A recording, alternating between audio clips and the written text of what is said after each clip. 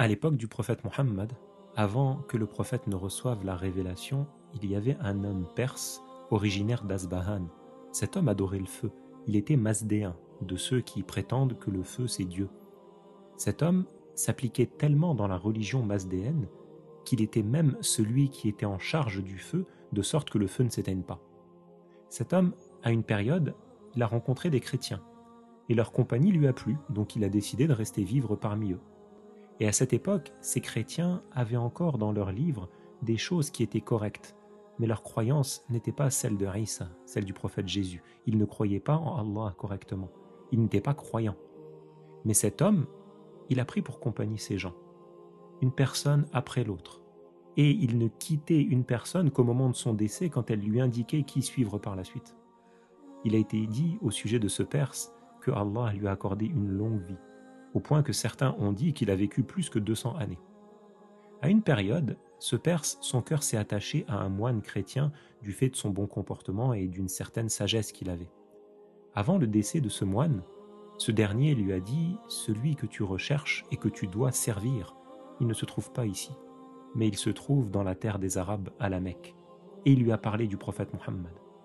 Ce moine lui a dit « Il va émigrer dans une terre entre deux montagnes et tu pourras le reconnaître par 3 signes. Premièrement, il ne prend pas les aumônes. Deuxièmement, il accepte les cadeaux. Et troisièmement, il a dans son dos, entre ses épaules, le signe des prophètes. » Alors ce Perse s'est arrangé avec un groupe de commerçants pour partir avec eux en direction de la péninsule arabique, parce qu'il voulait servir quelqu'un de bien, quelqu'un de qui il pourrait apprendre. Sur le chemin, pendant son voyage, ces commerçants l'ont trahi, et ils l'ont vendu à un homme juif en tant qu'esclave. Cet homme l'a vendu à son tour à son cousin, qu'il a pris avec lui, et qu'il a ramené avec lui en tant qu'esclave jusqu'à sa ville à lui. Et il a travaillé pour cet homme. Il a travaillé pour cet homme jusqu'au jour où il a entendu parler de la venue du prophète Mohammed à Médine. Un jour, l'homme perse, il avait mis de côté de la nourriture.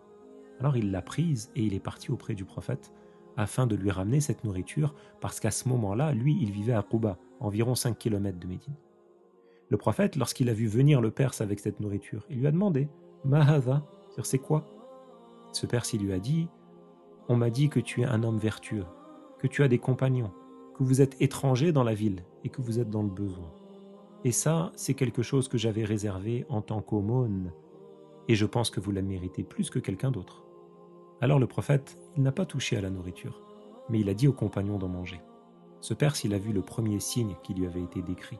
Le prophète ne prend pas les aumônes. Ce Perse, il est revenu auprès du prophète Mohammed une seconde fois plus tard, après avoir préparé un autre plateau de nourriture. Quand il est venu, le prophète lui a dit « Ma hadha » qu'est-ce que tu ramènes? Alors le Perse, il lui a dit « J'ai vu que tu mangeais pas de l'aumône, mais ceci est un cadeau par lequel je voulais t'honorer. » Et là, le prophète a mangé, ainsi que les compagnons. Et le Perse a vu le second signe dont il avait entendu parler. À ce moment-là, le prophète avait comme habit un pagne autour de la taille et une cape qui entourait son torse, comme les gens qui font le hajj. Le Perse, il a voulu voir le troisième signe, la marque dans le dos du messager. Il a alors fait le tour pour se mettre derrière le prophète. Et quand le prophète a vu ce qu'il faisait, il a compris. Et il a dévoilé la zone entre ses épaules. Et ce Perse a vu le sceau de la prophétie, cette marque qui est entre les épaules dans le dos du prophète. Alors il est entré en islam, et il est devenu de parmi les compagnons. Cet homme-là, c'est Salman al-Farisi, Salman le Perse. Après son entrée en islam, il a informé le prophète de son histoire, et il lui a dit qu'il avait été envoyé vers lui par un moine chrétien. Puis il a questionné le prophète. Est-ce que ce moine chrétien, il entrera au paradis? Alors le prophète, il lui a dit là, il lui a dit non. Et Salman, il lui a dit, même si c'est lui qui m'a indiqué que tu es prophète et qui m'a envoyé vers toi, sans lui, je ne serais pas entré en islam. Alors le prophète lui a répondu, wa in yakun la yadkhulul jannah illa nafsum mu'minah, c'est-à-dire et même n'entrera au paradis qu'une personne croyante. Le prophète a su par révélation que ce moine n'entrera pas en islam. On demande à Allah qu'il nous fasse nous attacher davantage à la religion du prophète Mohammed et qu'il nous fasse mourir sur un bon état.